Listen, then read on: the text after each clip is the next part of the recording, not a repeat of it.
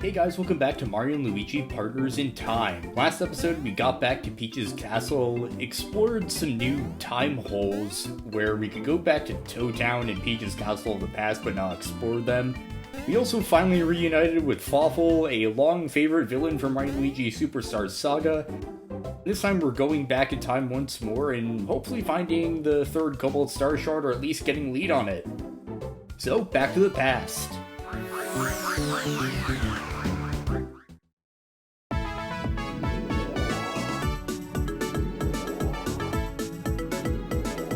To the Gritzy Desert.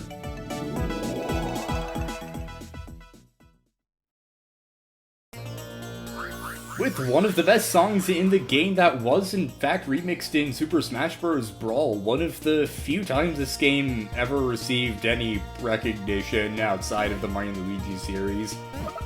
Which is kind of sad how this game sort of fall into obscurity. Anyway, huh? Sand, sun, heat, a desert? Are the Shroobs here too? No worries, Mario and company are ready to take on anything. Bring on the Shroobs! So starting off, there's this pillar here with an Ultra Mushroom and a Mario block. We have this big Coliseum thingy that almost looks more like a cake with the way the things are dripping off of it. And boy, that door looks awfully important, but before we go through it, there's also these areas to the south. We have a bit of a platforming section here. What we want to do is go into Rose Ball and roll up the ramp. Crap. We want to roll up the ramp, get the one-up mushrooms, and here we have to do some precision spin jumping. Get over here, go to the south again, and we get some points from that, 519, 529. There's one more block up here with 2 refreshing herbs in case we get more status effects in battle.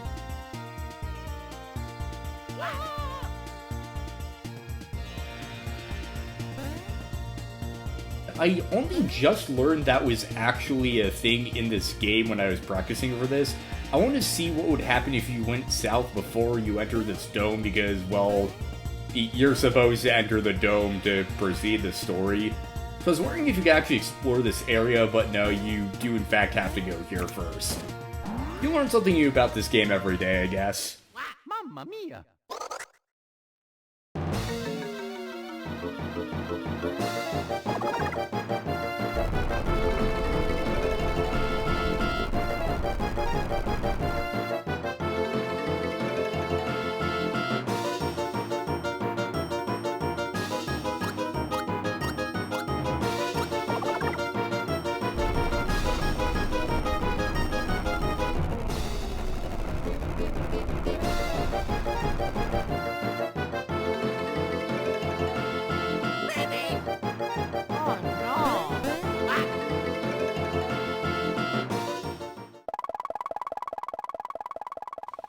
Ha, you saps are all wet. We're in the middle of the desert, how are we wet?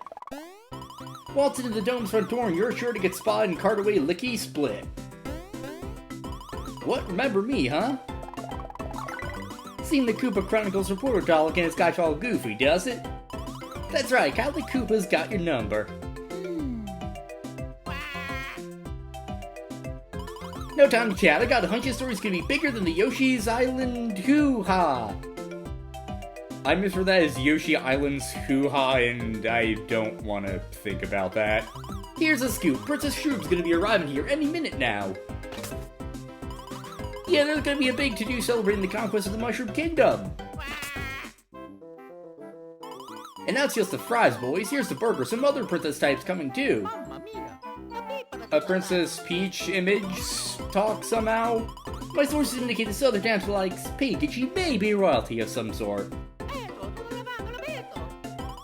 What? Princess Peach? Then all they're bringing here is Princess Peach? I love the background gags of the Shroob and Luigi. Princess Peach came here in a time doohickey and got pinched by Princess Shroob? I gotta get this straight. You're stupid about trying to rescue the adult Princess Peach. Sounds like balloon juice to me, fella, but what a scoop it'd be if you're on the level.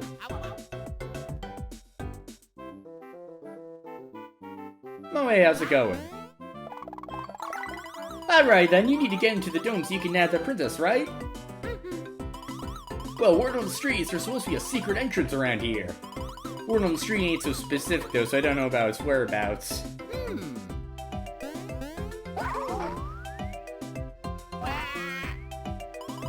You're not getting in through here regardless, so you gotta find that secret entrance. Here's the only dirt I got. The entrance is connected somehow to 4 desert statues. Now knuckle down and find the entrance, you big lug. I've got some sleuthing of my own to take care of. Good luck, Whiskers. Luigi! Mamma mia. Well, the secret entrance is connected to 4 desert statues, and there are 4 statues on the top screen, so I think it's pretty clear what we have to do. There are a ton of enemies in this area. First of all, we have the Shrubadiver, one of the better puns on enemy names if you ask me. These guys can swim around the sand, and the timing to jump on them is right after they finish going beneath one of the bros. There's some other attacks they can do, but he was just a solo enemy. But thankfully there are plenty more of them around here, so we will have plenty of time to show off the rest of them. 4 ice flowers and another new enemy, Pokies. They're a classic Mario enemy, and in this game what they do is that they have 4 segments. Basically they'll charge at you, and if they have 4 segments, you can't jump on them, so you want to whittle away. This attack what they'll do is that they'll launch their segments at you. If they do it normally, then the segments will fly towards Mario, but if the Pokey flips around, it'll attack Luigi. So basically you want to hammer them to shorten them, and then attack their heads. The body segments won't take damage, so the green shell won't do anything. You have to jump on their heads to damage them. I think I explained that in a concise way. Now, there are also these platforms throughout the desert that no matter what you do, you can't actually get on now. It's a little bit of a weird choice to put that here. We'll have to come back later. We have one of the desert statues with these blocks again that the Toad Force over-explained. And we have to have one pair of the bros over on the opposite side of the desert to activate it.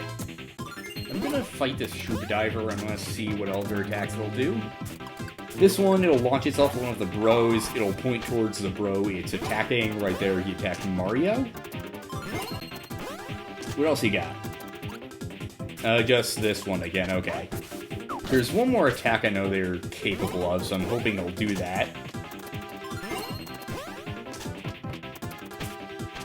No, he's just doing the swimming thing again. Come on, do something exciting. Don't be a boring Shrubadiver. Be a thrill-seeking Shrubadiver or something. Or just die, I guess. That also works.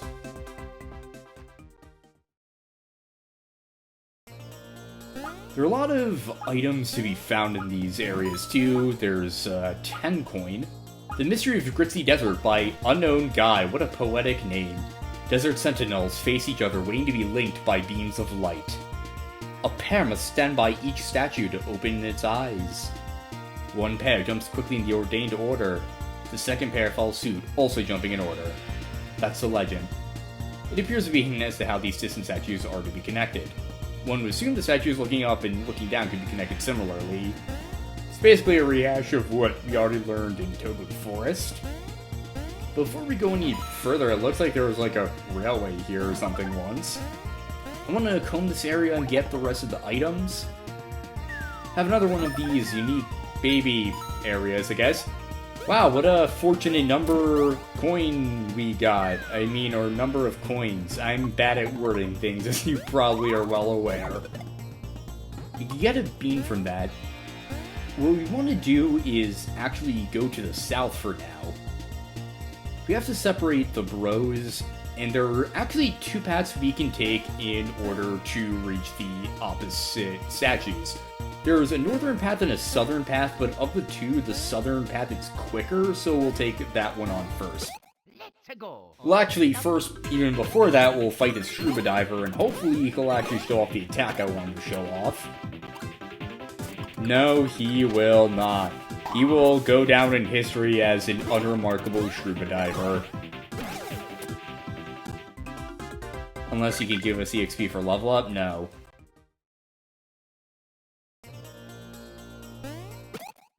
Let's go. Alright, we've got a scuba diver and a pokey, so I'll take care of the pokey first. He's just gonna do the normal scuba diver thing. Another insignificant scuba diver. Now this pokey attack, what he'll do is that he'll shoot spikes at you from each of his segments.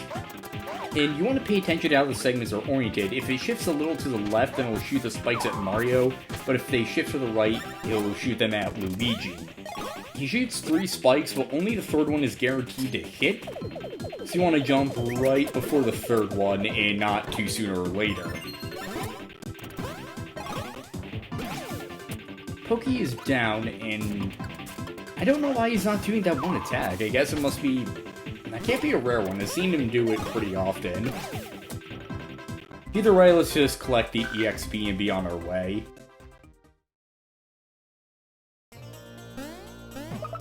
Three green shells in there, that could be useful in the future. The green shells are a pretty standard attack, though. Roll into the ball can to the right to be sent for a high-flying rod. Yeehaw! No, you gotta find the switch and have something in the cannon to fire it. What we want to do here is throw the babies into the pipe to access this underground area. And there's a button that they could hammer, but before we can do that, we have to send the bros in ball form into the cannon and then hammer it. And that shoots them out across to the other side. There's a whirlwind down here we can use to spin across, and we also have bob-bombs as an... Oh, no. Why did Luigi stick his ass into that bob-bomb's face? I don't question it. Anyway, bob-bombs in most Mario RPGs... Oh, this is that attack I was talking about. What the scuba divers do is that they'll throw either a cactus or that cheap thing at you. The cactus balls will... What they'll do is... that's a bob-bomb attack. They'll basically look at the bro... I'm not explaining this well, so basically, let's tackle first things first. The scuba divers can throw cacti at you.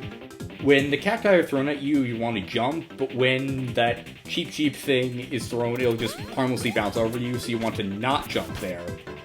In this case, well, we wanted to jump, but I didn't quite get it there. Bob-bomb attack we saw is that they'll stop before they walk into you, like here, but sometimes they'll actually look at the other bro and then charge at them, so you want to be careful of that. After they take about 20 damage, they'll light up and charge right at you. Mario gets a level up. If the bombs charge right at you, they'll explode and instantly kill themselves, and you'll take quite a bit of damage, but you can jump over that attack. So they function sort of similar to bob-bombs in other Mario RPGs, but they don't actually blow up until a bit later, which is nice. 6 speed, that's very good.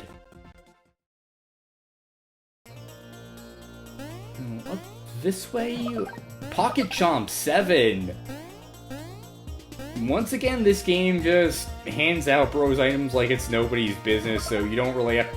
And we have 10 more, so yeah, there's really nothing to worry about in terms of bros item storage. So I never really understood the criticism. Well, I mean, I can sort of understand the criticism of this game about how you have to keep on paying for attack items, but they hand them out so frequently, it just practically doesn't really impact the gameplay all that much, in my opinion. Now, let's have the babies hit these blocks and then activate the statues on this end too.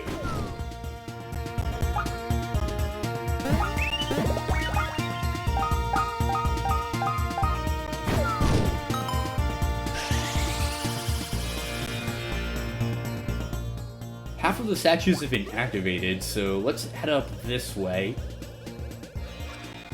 and make our way towards the next statue. There are a lot of items throughout the Gritzy Desert that we can get, but we have to have both sets of bros here, so we'll have to come back and handle those. I should also mention that the bob-bombs in this game, the bro flowers don't actually do much to them. You can't just use a fire attack and cause them to blow up. they'll only take 1 damage from that, and I believe they also resist to ice flowers too. I don't want to demonstrate those just yet, so I'll hold off on that.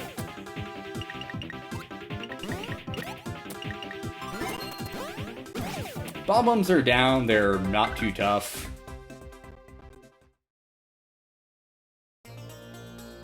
Let's see where that statue is. We should be close by it if the sort of inaccurate maps are any indication.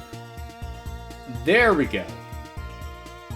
First things first, let's have the babies go down and try to dodge the enemies a bit. And actually on this note, if you look in the bedrock, you can see fish skeletons, which imply that this area was once an ocean basin, similar to Tiki Valley from Superstar Saga, an area I really enjoy the aesthetics of.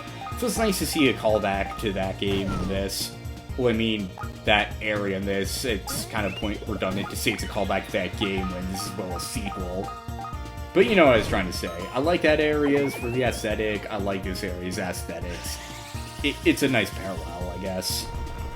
There we go, that's what I was trying to say.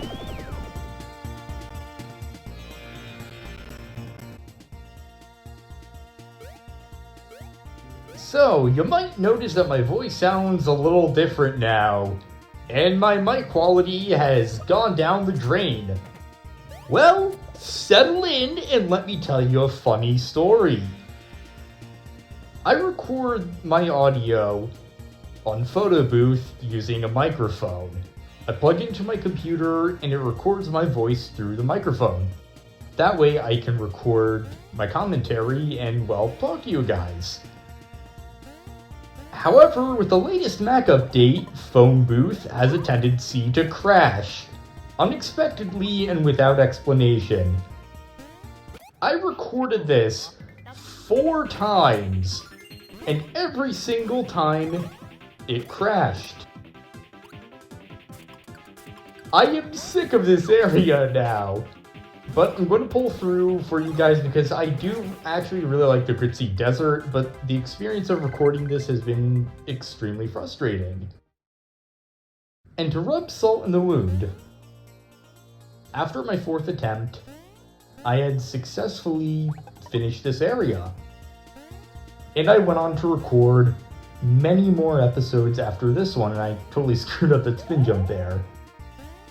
Once I did, I went back to my recordings after binge recording about 8 episodes, and realized that the system update also made it so that my recording software wouldn't pick up game audio if I didn't configure settings after a reset. So I had recorded about half of an entire Let's Play without any game audio. So from here on out, I'm going to be re-recording a lot of episodes and with much worse audio quality that I have to apologize for. In that block are some secret genes that somehow make the wearer appear more mature. Those look good for Baby Mario, but I don't think I'll equip them now. So because of that, I do apologize if I come off as exasperated in this particular section. I'm gonna do my best not to, but the whole experience, oh crap, the whole experience did put a bit of a damper on things. But like I said, I'm gonna try not to let it get in the way. Now, here I guess I'll take this time to talk about a strange thing about the Shuba Divers. I mentioned how sometimes they'll attack you with a cactus and other times with a Cheep-Cheep-like enemy. This enemy is known as a Sand Cheep, and it only ever appears in this game and in Mario & Luigi Superstar Saga, where it's actually never explicitly called by name. In that game, it is only referred to as question mark, question mark, question mark, question mark, along with another identical enemy with the same name. Their gimmick was that they'd be buried in the sand and appear as a shark fin. They then go up to attack you, and what would happen is that either it would be a shark bone, in which case you get attacked, or it would be a Sand Cheep, in which case they just harmlessly bounce over your head. If you dodged a Sand Cheep attack, you'd actually just get hurt, while the shark bones actually would hurt you, so you had to train your reflexes really well, basically. It's a really clever concept, and it's also a really obscure enemy that they brought back.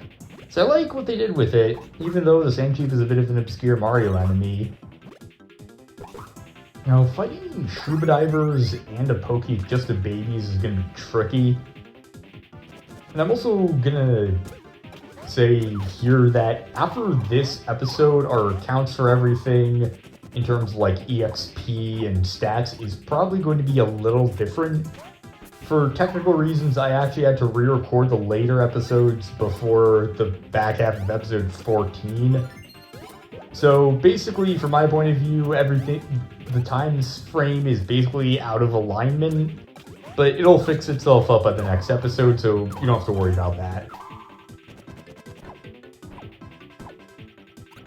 It's going to be tough dealing with the Pokey. I don't think you can jump. Actually, maybe you can jump on them. I probably should do that to test. Okay, so you can jump on Pokeys to hurt them. I forgot if you could or not for a second. I shouldn't have attacked the Dizzy Scuba Diver. I should have gone for the sane one. Well, I guess maybe not sane one.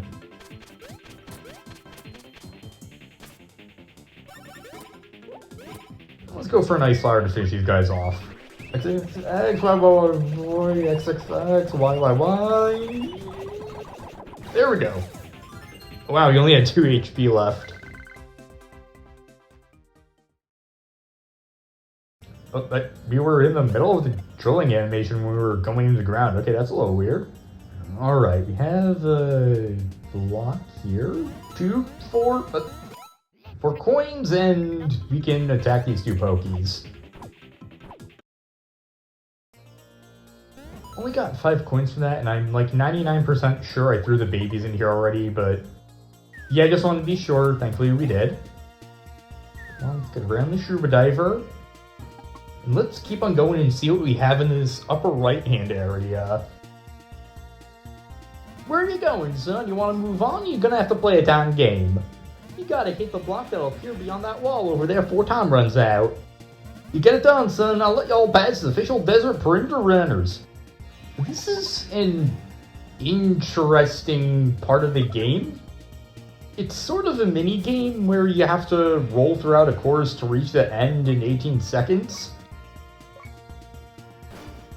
But you can't replay it after this, and all it really is just rolling around. There are some item blocks in here and beams, so you have to come back with the babies. It exists, I guess, and I guess it's a mini game, but it's always felt odd to me because it's just so out of the way, and you don't even need to complete it in order to get all the desert statues. You boys are a sight. No doubt about it, y'all are desert perimeter runners. Go on past. Bye, y'all. And that's really all there is to it. Once you're done with this course, you don't play it again. There's no championships. I mean, how would it be a championship? There's no multiplayer in this game. But you know what I meant. There's no, like, high score or anything. The course never changes, so I don't know, it's just a little weird.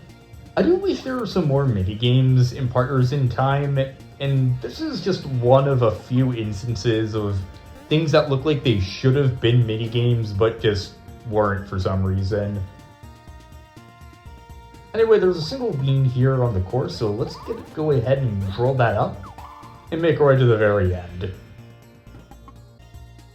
Here we get a single coin and 2 super drops. And down in these last 2 areas, I'm basically gonna sweep them for any items we can get. We have 4 of our new attack, the Pocket Chomps. I'm gonna have to find a place to show them off here. Down here, there's just a single coin. Let's go up again and see what else we can find. Some more Bob-ombs, a cactus. There's a ton of cacti here. I wonder how the seeds are, like, spread. Actually, I don't think cacti have seeds, if I'm remembering my biology right. I think they reproduce with, like, spores, or no? Is it with the spines? I don't actually remember. I'll have to look it up. And here we have our obligatory 100 coins. And a Big Pow badge. If I'm not mistaken, that's actually a pretty good badge. Oh wait, we already have one of these. Big Pow badge. Get it great when using attack item and temporarily power up. We won't equip that yet, but I do plan on doing it later.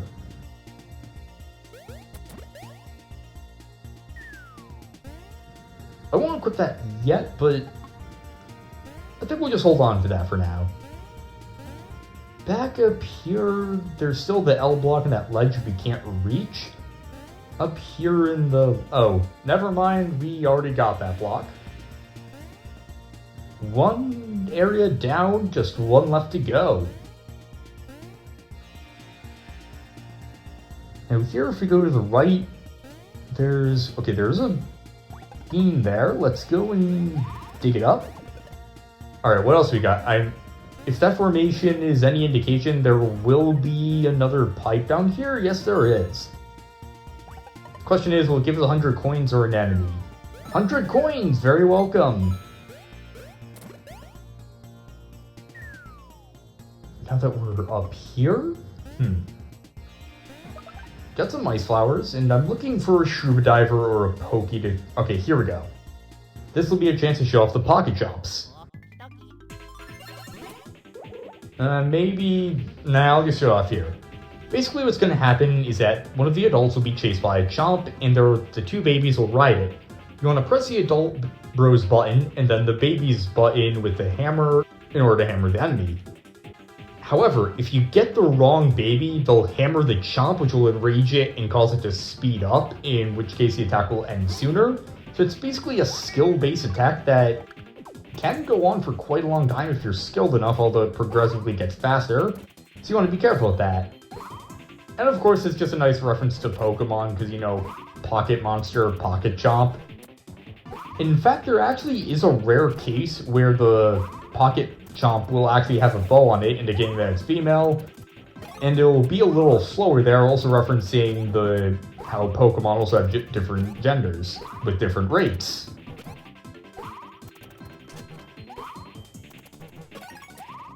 As you can see, it's getting quite fast and gets a lot trickier to nail the timing down.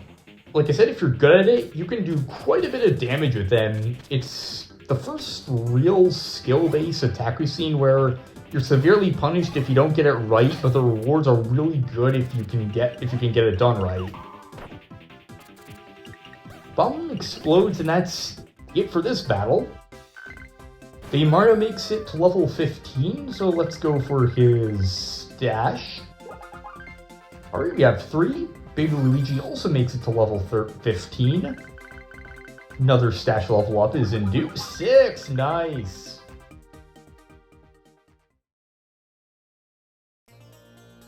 Alright, what else have we got in this area? Think we can make that with a spin jump. Let's go and check it out.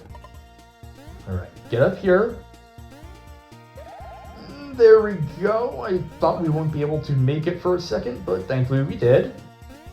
Nothing over... ah, crap, I thought I was about to land on that bomb.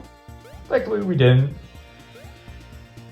And there's also a little bit of a strange case here where this really looks like you should be able to go down, but can't for some reason.